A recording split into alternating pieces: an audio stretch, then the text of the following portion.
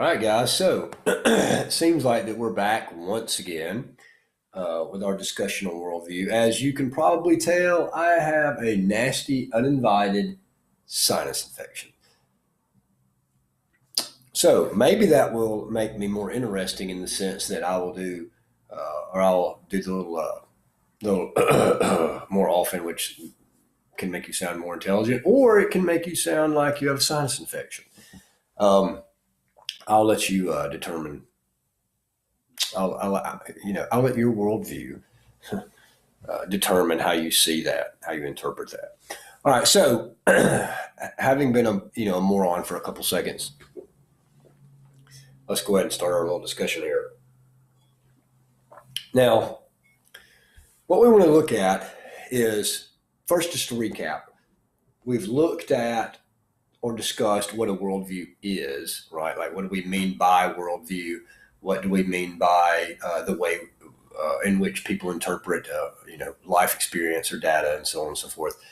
Then we moved into evaluation and method, the way that we're going to try to look at some of these particular things. So the first worldview that we would look at today, and really this is one of the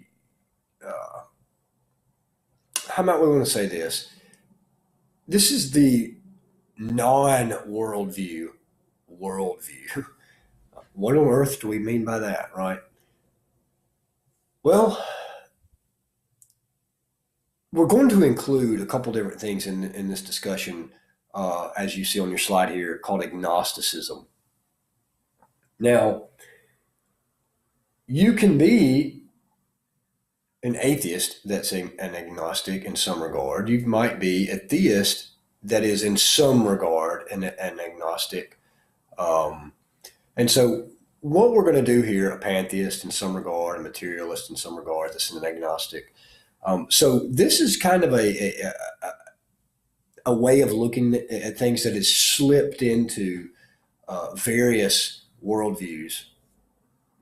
However, there are some that would try to label themselves just as an agnostic or a skeptic.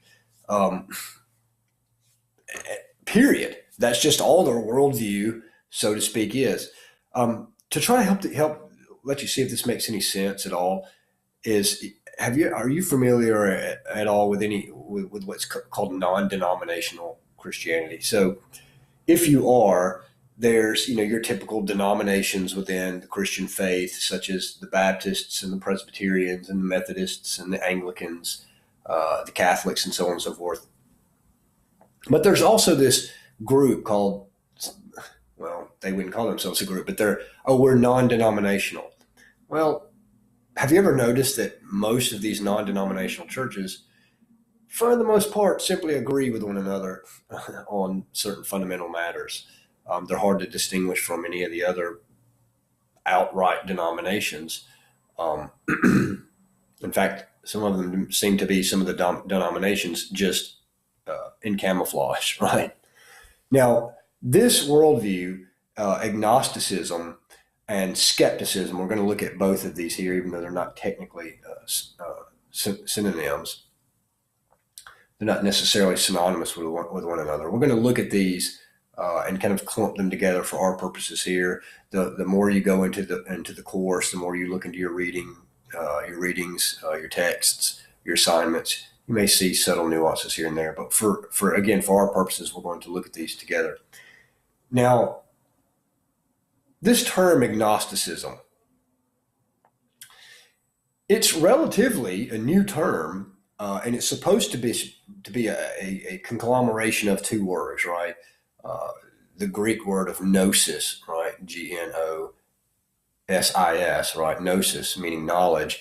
And the prefix there, the Greek prefix the negation, right? This is supposed to be a negation of something, whatever. So, for instance, atheism, right? No God. Or in regards to this, agnosticism, right? So, no knowledge, right? Without knowledge, in some extent. Now, it's been jokingly said that the Latin equivalent of this term, you may have already heard this, but is apparently much less flattering, than this sounds, right? The Latin equivalent is supposedly ignoramus, right? Which is, we would just say ignoramus, right? Without knowledge, one without knowledge. Whether that's true or not, you can look for yourself. Now, let's go ahead and go to our first official slide here. Now, when we're looking at agnosticism and skepticism, what we want to do, again, is to set off a reminder, right? So, again, before any evaluation or meaningful discussion can be made, we're already assuming, right? We're going to do this with every one of the particular worldviews that we look at, but this is going to be an important principle for a couple different reasons that will be much more highlighted right at the outset in regards to some of the worldviews that we look at. This is going to be one of them, right? We're assuming right off at the very onset that truth can be known. Well, why is this going to be a big deal, right? Well, because agnosticism, right? If you don't know, then the point is that it's going to be very difficult to know truth at all, right? Or at least know truth as it pertains to topic X, right? Or category X, right? Whatever that is that you're talking about. Now, what we want to do, again, is to look at your second point here, is that we want to recall that our evaluation and our method is going to be at play as we discuss this worldview. Remember, we're going to try to drag or pull in each of these worldviews into the ring, right, and use our quote-unquote moves on it, right? So if you're familiar with, say, something like jiu-jitsu, right? You watch MMA, you watch UFC or whatever, regardless of your opponent's fighting style, let's say that you're the grappler, right? You're the guy that's the jiu-jitsu practitioner, or whatever it is. Let's say whatever you practice, you want to try to drag them into your game, right? You want to make them fight your fight, right? So with this, we're going to try to pull each of these worldviews into the ring, right? And evaluate them by the methods that we have. Now, unlike these particular martial arts disciplines, these methods are available to all, meaning you can't get around these. You don't just pick these because, you like the clothes that they wear, or you like the way they sound, or they fit nicely within your culture. No, we pick these particular methods. You can go back and listen to the lecture before this one, is because they're available to all and there's no getting around them, right? It's just logic. It's just sound philosophy, right? We have to use these methods, and any attempt to try to get around these methods is going to utilize them in some way, right? So if that whole analogy about the mixed martial arts thing, just drop that if it doesn't help you. If it does, take what you can from it. If it doesn't, just forget it, right? Just know for our purposes, right, and for your life experience, that we're going to be using the tools and the methodology that we discussed in the previous lecture as we look at this. Now, we want to distinguish a philosopher, a Christian thinker like Norman Geisler likes to say something like this. He likes to say that there are actually various versions of agnosticism. And so we're going to look at those here. He likes to say there's something like an intellectual version of agnosticism.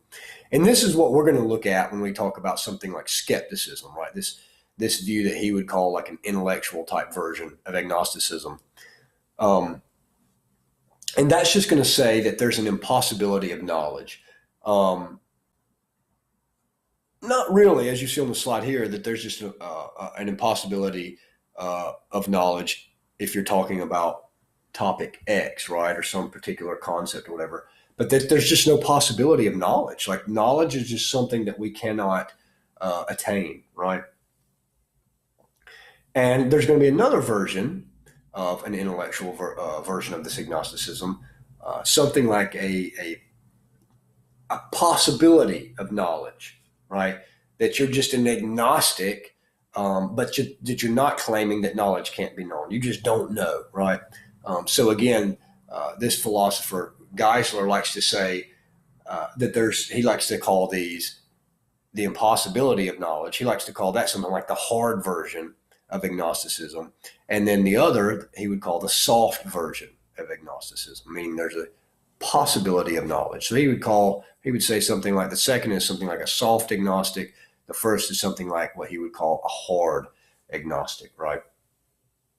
Now, not only is there an intellectual version of agnosticism, in fact, probably what most of you are thinking when you hear the term agnostic is going to have more to do with what this second here, this theological version of agnosticism. Now, again, you're going to see how these are very much related because obviously, as you see on your slide here, there's an impossibility of God type knowledge, right?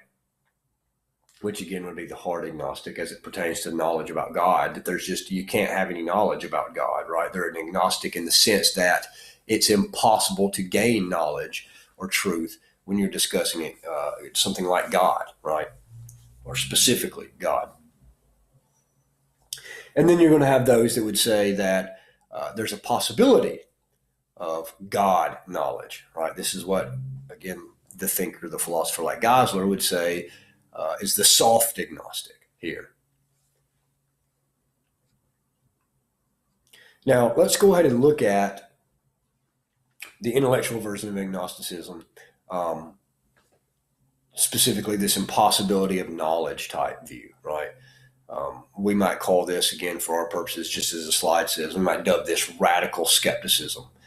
Now, if I'm teaching this particular course, or at least on this particular topic with class, in a class, with students, with those that would interact, this is where I like to throw out 100,000 different jokes about, this is what we would call something like your completely roasted friend that's roasted his mind on, marijuana, or hippie lettuce, Mary Jane,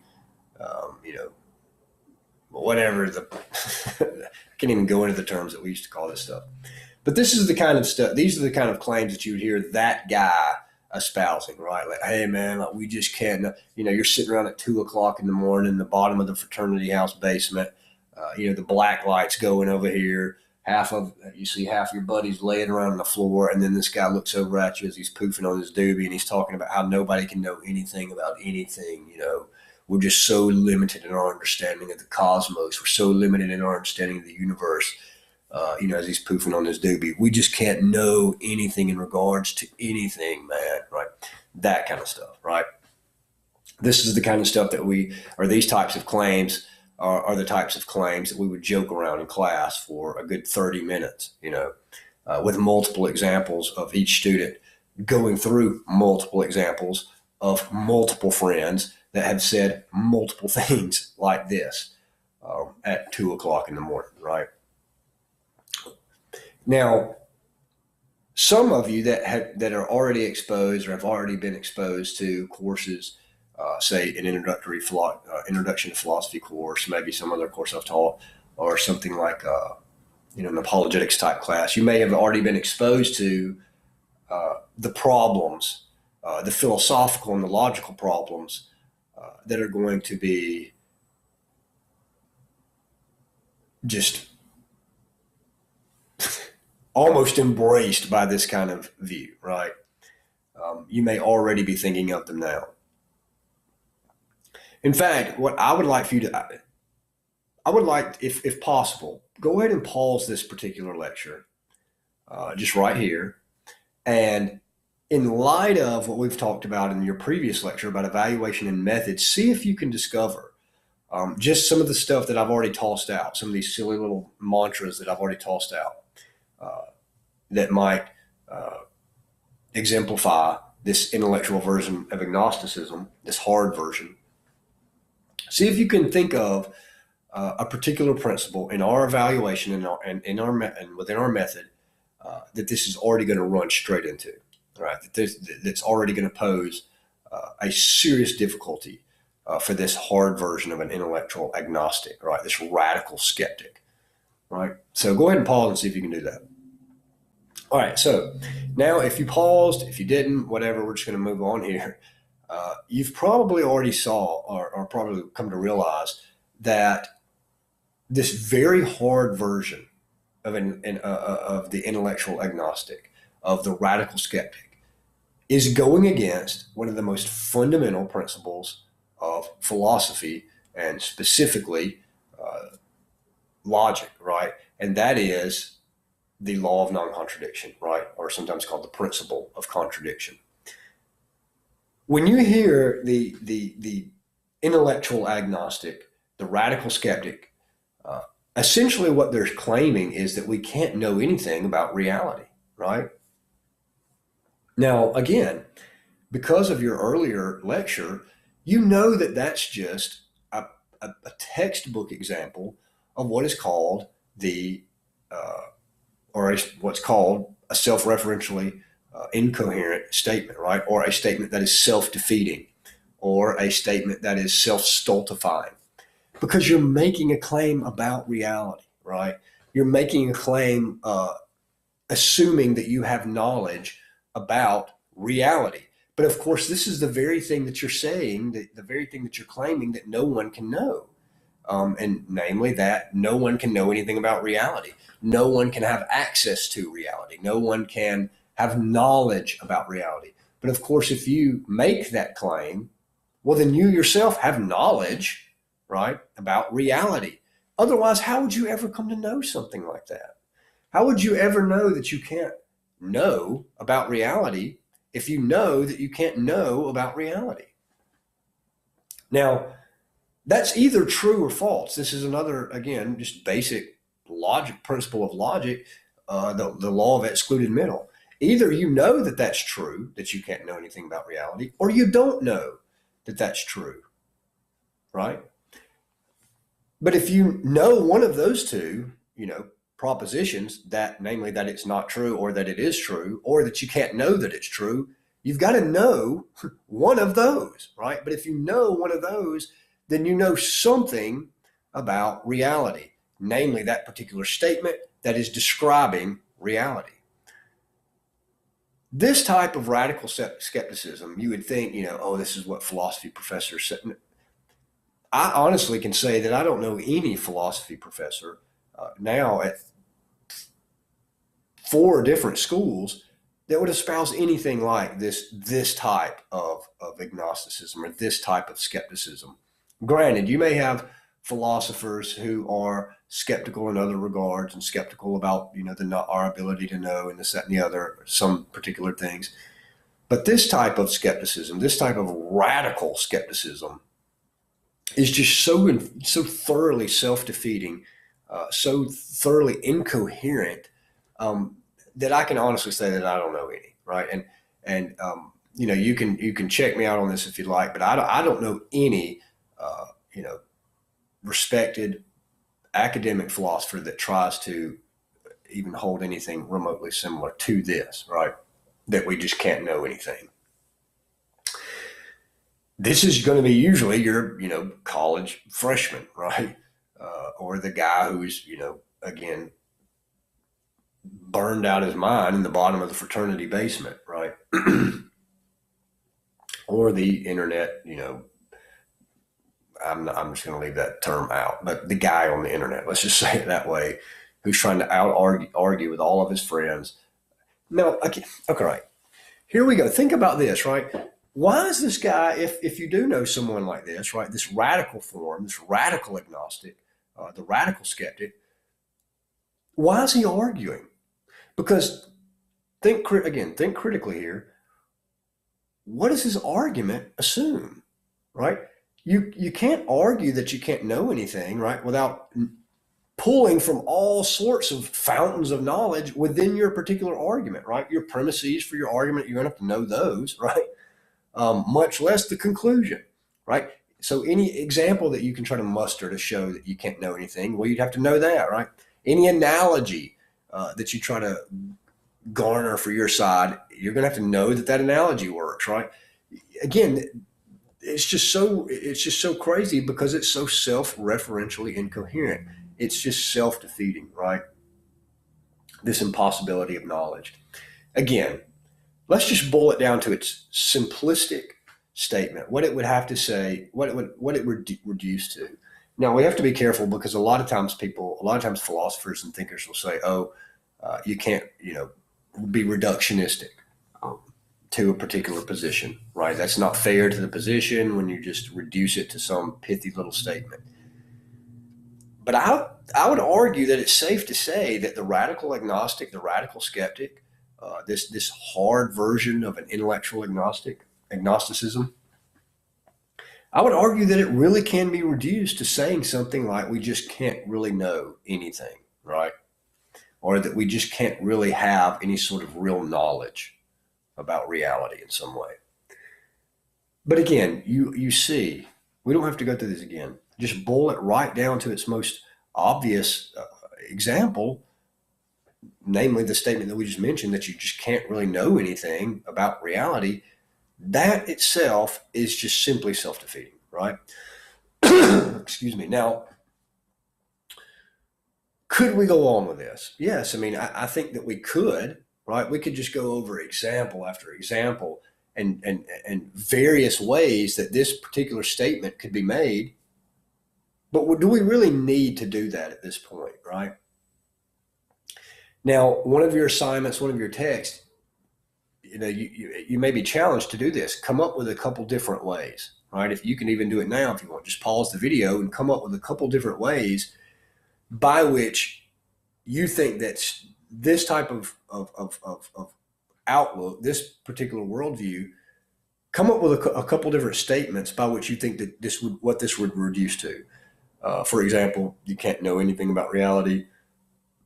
We can't have certain truths. We can't know certain truths with certainty about the nature of things, right? We can't know any sort of metaphysical type truths. That might be another example. By the way, again, you should already catch on that all of these that I've just stated are self-defeating, right? I'm not sure if I mentioned this in the last lecture, but just to go ahead and toss this out for you. There were some within the realm of what we would call the sophists within the history of philosophy in ancient Greece that did try to espouse these types of views, right? This sort of radical skepticism, this sort of intellectual agnosticism. And if I don't already have this included within your texts or your reading assignments, go ahead and just Google how St. Augustine dealt with this sort of radical skepticism. It's almost humorous. You can find this on the Stanford Encyclopedia of Philosophy. You could probably even just find examples by Googling St. Augustine, answer to skepticism, answers the skeptics. He just goes through what we're doing here. The law of non-contradiction, law of excluded middle, the principle of identity. He just uses these basic principles of knowledge just to drag these guys through the philosophical jungle, so to speak, and just they're eaten up, right? Just with the absurdity of this position. Now, as you've probably already seen here, that this sort of agnosticism, this sort of just radical skepticism, the irony here is that anything they say, right, any statement that the radical skeptic, the hard version of an intellectual agnostic, any statement that they make, any assertion that they make is going to be grounded in knowledge. Now, what do I mean by that? Because, of course, they're going to deny that, right? No, they're going to say that's exactly what we don't have is knowledge about reality, knowledge about the world, the cosmos, whatever. But again, think about it. Anything they say is going to have to be assumed to be not only true, but known to be true, if by no one else than themselves, right? Again, think about that. Let me say that again slowly. Anything that they can say for their position, they're going to have to make two rather large assumptions, right? Anything that they can say in regard to their position, they're going to have to believe to be true, and they're going to have to believe that it's known by them to be true, right? But if you make an assessment or you make an assertion, you make a claim, and you believe that to be true, and you know that you believe that to be true, well, then that's just what it means to have knowledge, right? Considering that it's actually true, right? Now, if it's not actually true, then what does it even mean, right? So this whole view, this whole just hard, pressing, radical skepticism, this whole hard version of agnosticism is just a train wreck, right? We'll look at this again in a bit. this idea of a philosophical train wreck. But having said that, let's keep going. Now, if there is this intellectual version of agnosticism known as the impossibility of knowledge, well then, what of this version of the possibility of knowledge? What are we to make of it? Is this type of agnosticism just as dangerous as the hard version? Is this type of agnosticism a little more difficult to deal with because the claim is not so radical? Because remember, the more radical the claim, a lot of times the easier it is to poke the hole in it, right? To find the fatal flaw there, especially in terms of logic, right? But sometimes when the statement, the assertion is less radical, it's a little more malleable, right? Malleable. It's a little more flexible. It's harder to pin down. It has a little give to it, right? It's kind of like the tree that doesn't necessarily try to stay so straight up in the wind that it breaks. It's kind of like the tree that's willing to give a little. Is that this sort of thing? Is that the sort of thing we're dealing with here, in this sort of version of an agnostic? No, it's not. This type of agnostic is just non-threatening because this kind of agnostic is simply saying that, I don't know much about reality, right? To keep our example going. I don't know much about the nature of reality. I don't know much about, metaphysical truths, if they exist or not, moral truths, if they exist or not. I don't know if my worldview is necessarily coherent, I don't know, right? I don't know. I'm an agnostic. I'm without knowledge in that sense. But I'm not closing myself off to the possibility of knowing. I'm just simply saying that I don't currently, in the present, know. Right? I don't have knowledge about these things. But I'm not closing myself off to the possibility of knowing. Now, obviously, that's not threatening, right? In fact, we would say that's a healthy form of skepticism in some sense. But as I've got noted here on the slide, I don't even like that term, moderate skepticism. And the reason I say that is because there are a few philosophical textbooks that will say something like, oh, well, this type of agnosticism we can just call moderate skepticism, right? It's just a willingness to be open to ideas and arguments, different positions, evidences, and so on and so forth. But really, I don't even like this term moderate skepticism because are you really a skeptic at that point? Well, I would say no. And so there are other texts, there are other scholars and teachers that would just simply call this is just a nice example of critical thinking, right? And I think that that's the way we ought to go in that. So when someone is presented with different ideas, different ideologies or worldviews, or they don't know something, say that you're an agnostic in regard to topic X, you're not going to just say that there's no knowledge available in regards to that, but you're also not going to just swallow the first thing that comes down the pike in regards to that topic either. So what are you doing then? You're just thinking critically, right? You're exercising critical thinking in regard to that particular topic. So when we meet the agnostic, the soft agnostic, the agnostic that would say there's a possibility, right, that I could know something, well, then let's try to help that particular person say, okay, great, that's a good position to be in. But even still, we want to help them to think critically about that particular topic, right? How might we do that? Well, we may say that there's different views on this issue, and here's the view that we hold. We think these are the best art. We think that this particular view has the best arguments that support this particular view, right? We want to think critically about that. So the intellectual agnostic, the radical skeptic, the hard version, completely self-defeating, right? The soft version, the agnostic as it pertains to position X, hey, I can know, maybe I can know. That's a good state, right? They're just open to that. Now, there's really not much difference. While we keep going on here, there's really not much difference between these versions of agnosticism, you've probably already figured out the difference. And it really only has to do with the topic at hand. And that would be obviously God here, right?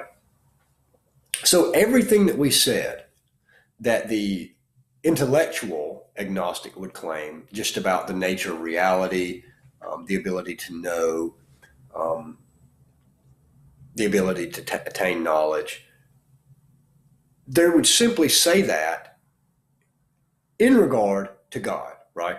So they would just simply say that there is no possible way that we can know the nature of God, right? There's just no way that we can know anything about God, right?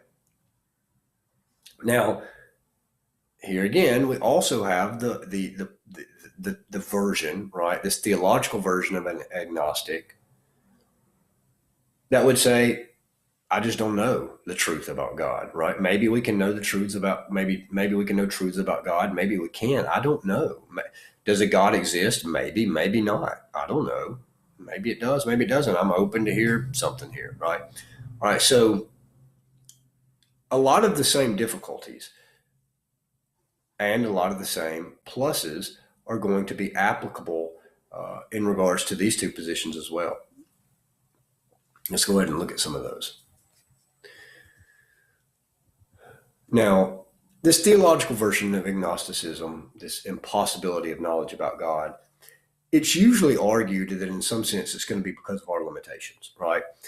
Well, if God is by nature infinite and other than and transcendent, and we by nature are not transcendent, we by nature are not infinite, i.e. finite, if we by nature are limited, right? Well, then there's just no way that we could have any sort of comprehension in the slightest as it pertains to God, right? If there is a God, then there's just no way that we could know anything about this God.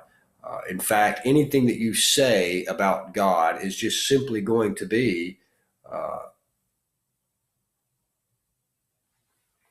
reduced to the impossibility of knowing anything about him because of what you are, right? You just are not God, and your mind, just being finite, cannot comprehend or understand God in any shape, form, or fashion. So if there is one, we can't even know that, but if there were one, you couldn't know anything about it, right? Some sort of argument like that, right? Like, I want you to make sure that you're really looking at the text here, looking at the reading here. But they're all going to be something like that. Now, this, whether you know it or not, is not necessarily a view that is unheard of. There have been some philosophical thinkers that have tried to put forth this view, right? Some would even call kind of a subtopic here the topic of God talk. They would say that the topic of God talk is just meaningless, right? There's just nothing that can be said about metaphysical truths about God. A.J. Ayer was one of these at some point in time. Now, again, usually it's going to be argued that we can't know truths about God because, in some sense, we are limited by our own experience or our own nature as human beings. Now, again, as I said, you're going to see the same problems here, right? This is just going to be self-defeating. Again, before we get into any sort of elaborate example, let's just look at the basic statement itself.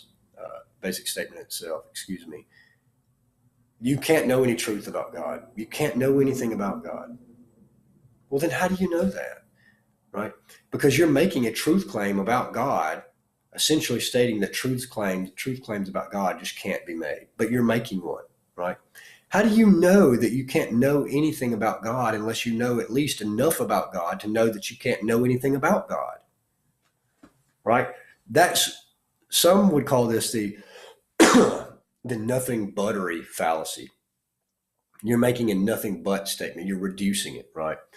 meaning what we talked about a minute ago, saying that you're trying to reduce knowledge in this instance about God by saying that nothing can be known about God. But again, any sort of affirmative type statement like that presupposes a negation in some sense, and vice versa. Any sort of negation presupposes some sort of affirmative in some sense. So let me just give you a super easy example. I think this will help make all that just stuff I said much more clear. Suppose that somebody were to come along and say that you can't know anything at all about spaghetti. You can't know anything about spaghetti. All right. Right now, we're approaching the Christmas season at this particular time of the recording of this lecture. Now, this is a snow globe, right? One of those, shake it up, all that stuff. Nice little snow globe there. Now, imagine the guy that says you can't know anything about spaghetti. And I walk along and I say, well, this is spaghetti. Well, he can't say that that's not spaghetti. Why not?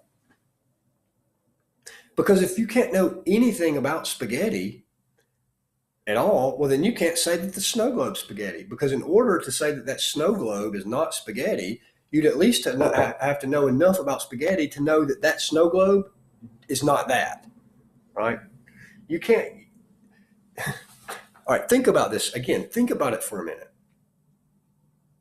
In order to say that that is not spaghetti, right, the snow globe, I'm pointing at the snow globe here, you'd have to know enough about spaghetti to know that that can't possibly be it, right? So you might say something like, well, you're God, right? To the guy saying you can't know anything about God. Oh, well, you're God. What? What do you mean I'm God? Well, you can't say you're not, because in order to say you're not, you'd have to know enough about God to know that you're not God, right? But if you know that you're not God, then that presupposes that you know something, at least in something about God, to know that you're not that, right? And you can pause this and just chew on that for a while if you need to. I know this is mind-boggling in some sense. We're just not used to thinking in these categories in our day and age. Now, what if the person were to say, well, right, yeah, I can't say that I'm not God. That's still a positive claim, right? In some sense, right, it's presupposing a positive. He still can't say, well, yeah, I don't know that I'm not God, right? But he would know that. And if he were God, then he couldn't know that, right? Again, this is just going to end up being self-defeating. Excuse me. So if you want to, you can go along and make up as many statements, as many examples that would encapsulate this type of ideology that you can't know any truths about God, right? Which again, right off the bat is self-defeating. To see how this just doesn't make any sort of sense once you chew on it, once you marinate on it for a while, once you use these principles or methodology, right, of just logical consistency or existential consistency, as we'll look at. Now, let's go ahead and pause for a second. Let's go back. Let's flip back to, before we go into the next version of theological agnosticism, let's go ahead and look at this again real quickly, this intellectual version of agnosticism.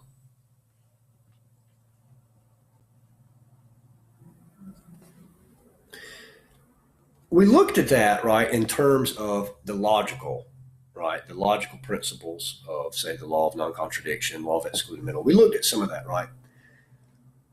But let's look at this existentially, because remember, when we're talking about our evaluation and method, we're not just going to look at this logically, but we're also going to look at this existentially, meaning the existential viability. That is, can you live this out? What are the logical implications of something like this, right? Well, some of the logical implications would be rather absurd, right? We looked at a minute ago, that you would have to, the logical implication would be that no one can know anything, which that itself would have to be known, right? So that would be one of the logical implications, which would be contradictory.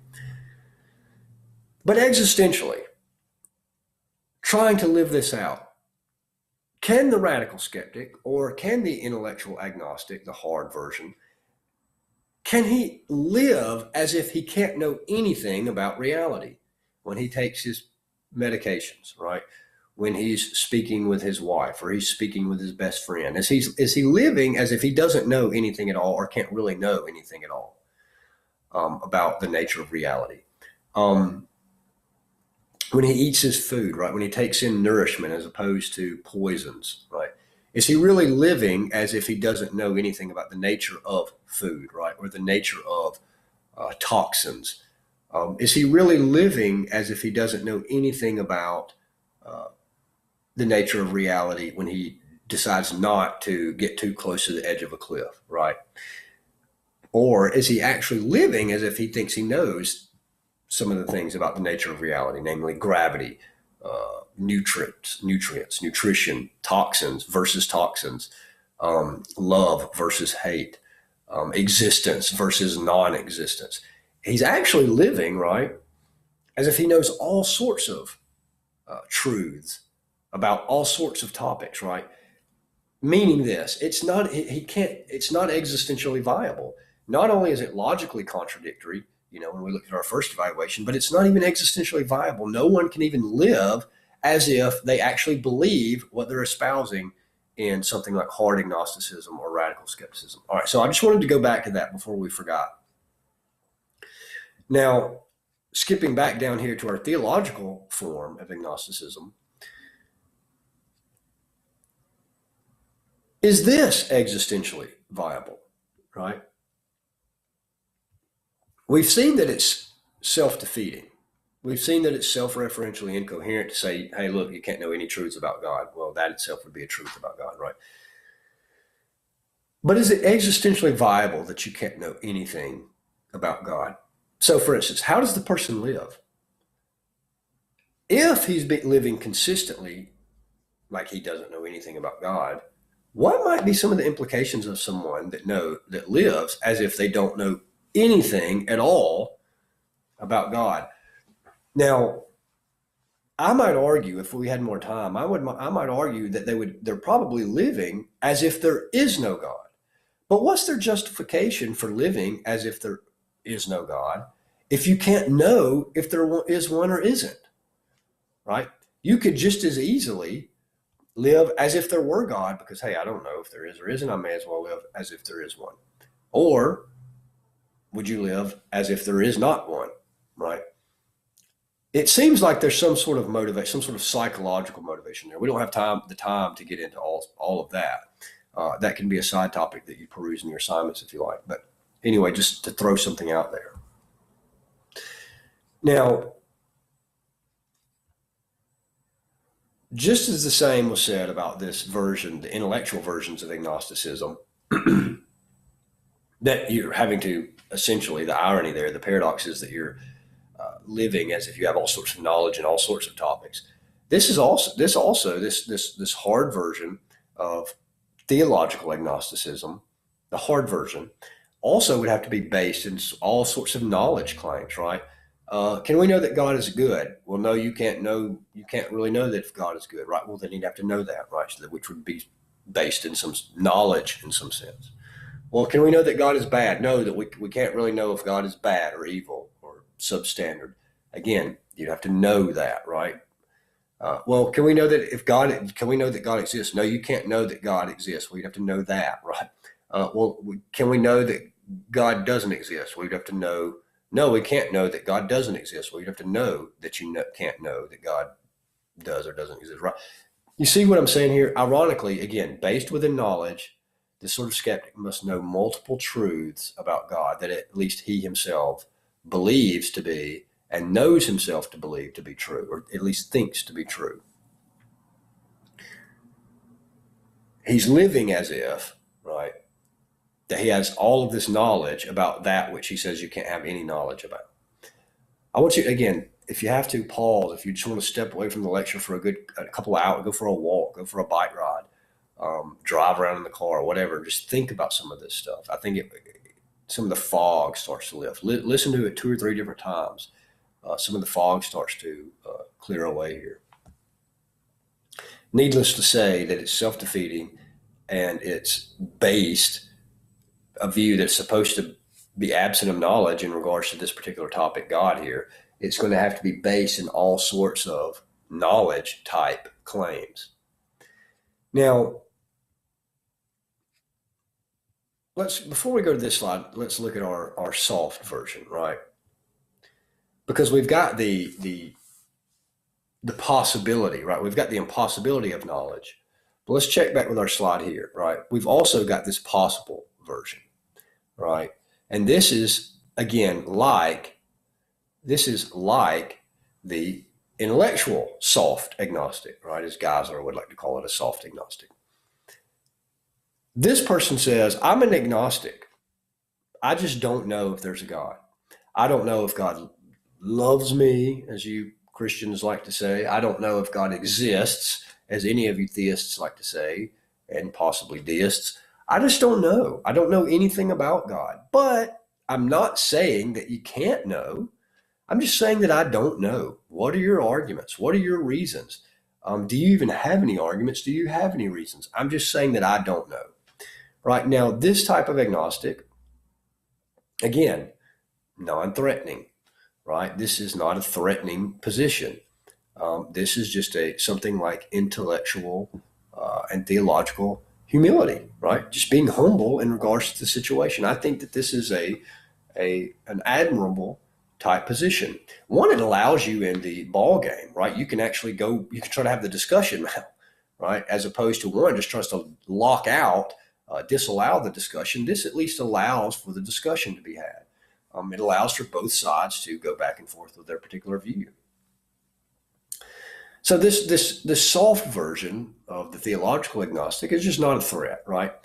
But again, let's reintroduce our concept of critical thinking, and even in this area, I would argue that it's an attribute to be open to this type of discussion.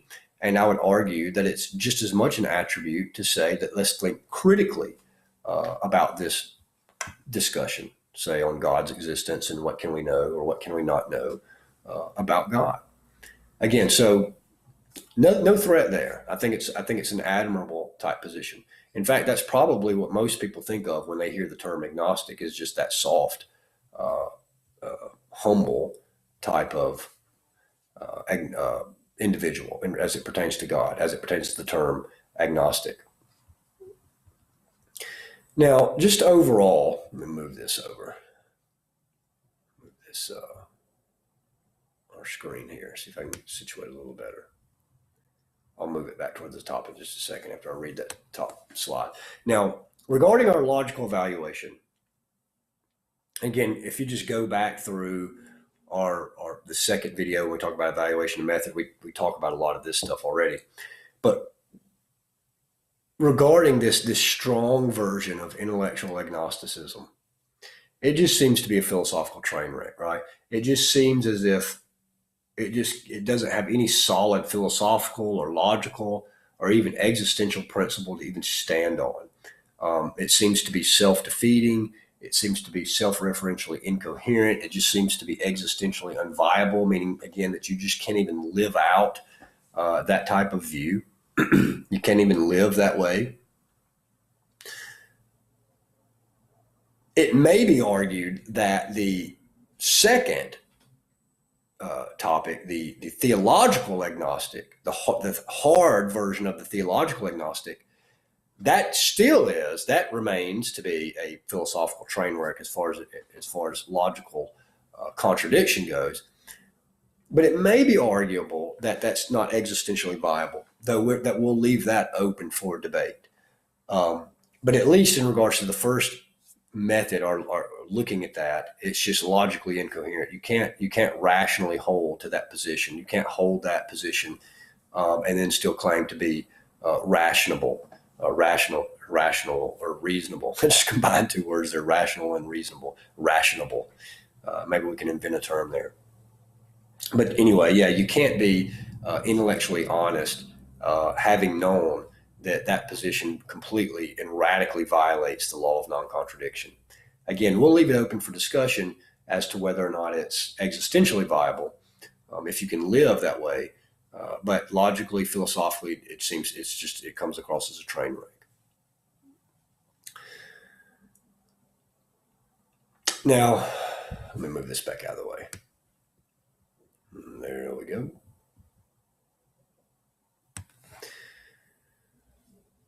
What I want us to get to as we close out this is a short lecture this time.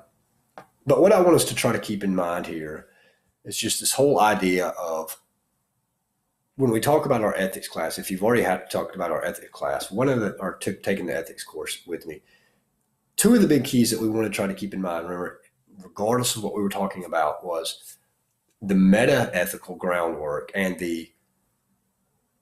this idea of guilt, right? So if you took that course, you remember that guilt would have something to do with however the ethical theory that was trying to explain some particular idea or dilemma or proposition. We always wanted to keep in mind: does this make sense? Does this ethical theory make sense of guilt? Right, this psychological aspect or the psychological experience of guilt. Right. Now, in a similar way, this course, what I want us to always keep in mind is not only the logical implications, right, but again, the last line on this slide here. In other words, can one truly live in such a way? I want you to keep in mind this existential aspect, this existential import. What would this mean for me? Could I live my life in this particular way if this particular worldview is true? Or in other words, better stated, can I live consistently? And am I living consistently with my supposed worldview? Is it logically tenable? But are the logical implications as such that I can't even live this existentially faithfully? I can't even live this out, or I'm not living this out. That's something that I also want us to keep in the back of our minds in this course. I'll try to do my best to remind us to do that each time as we go through these particular worldviews. Obviously, the logical implication, that won't be as hard, but to try to just keep in mind and to remember to recall this other prong of our fork here that we're trying to use to look at different worldviews, this existential aspect. Can I live this way, or can I consistently live this way? Some may call that something like a pragmatic test. Can it be lived out pragmatically? I like to just look at it more as an experience, a life experience type of thing. Now, this will probably round out, or does round out, our discussion on agnosticism. Now, just a couple takeaways. Remember, we looked at agnosticism, and we looked at that in combination with radical skepticism.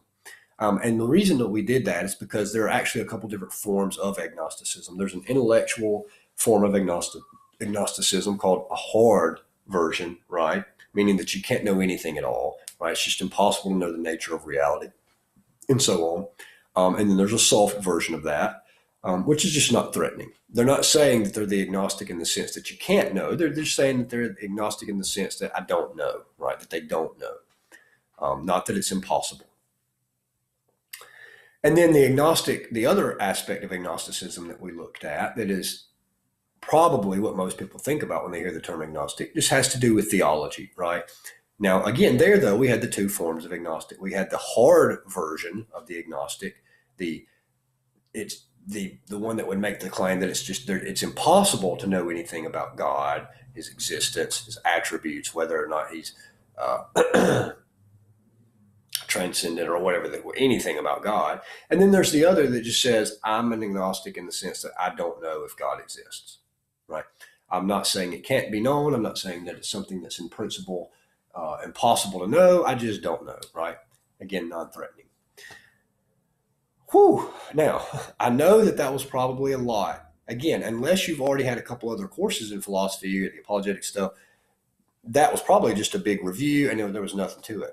But if not, that may have been a lot, so go ahead, listen to those a couple times, go for a bike ride, go for a walk, listen to this as you're just going about doing your workout, whatever. Just let some of this stuff sink in, marinate on it, think on it, talk about it in the discussion forum, pull out even more precise examples, maybe even with better clarity in the text that we have for the course here, and just try to enjoy it. I really want you to enjoy this course. So having said that,